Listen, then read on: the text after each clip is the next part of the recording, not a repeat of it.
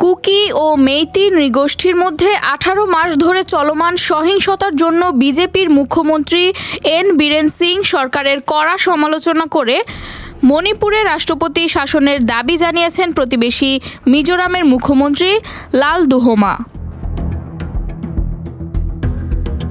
The Hindustan টাইমসকে দেয়া এক সাক্ষাৎকারে লালদুহোমা বলেন, আমি দুঃখিত, তবে বলতেই হয় বীরেন সিং মণিপুর রাজ্যের দায়িত্ব নিতে ব্যর্থ।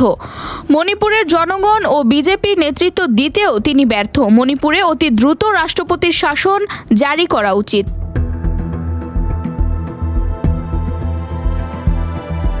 ভারত মিয়ানমার সীমান্তে বেড়া দেওয়ার বিরোধিতা করে লালদুহোমা বলেন, স্থায়ী শান্তির জন্য মণিপুরের সব মিলিশিয়া বাহিনীকে অস্ত্রহীন করা উচিত। কিছুদিন আগে যুক্তরাষ্ট্রে একটি বিতর্কিত ভাষণ দিয়েছিলেন লালদুহোমা।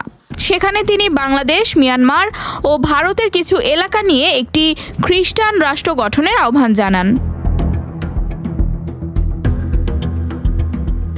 গত 1 সেপ্টেম্বর থেকে মণিপুর রাজ্যে জাতিগত সহিংসতা চলছে। এর মধ্যে মিজোরাম, মণিপুরের মুখ্যমন্ত্রীর পরস্পর বিরোধী বক্তব্য উত্তেজনা আরও বাড়িয়ে দেবে বলে আশঙ্কা করা হচ্ছে।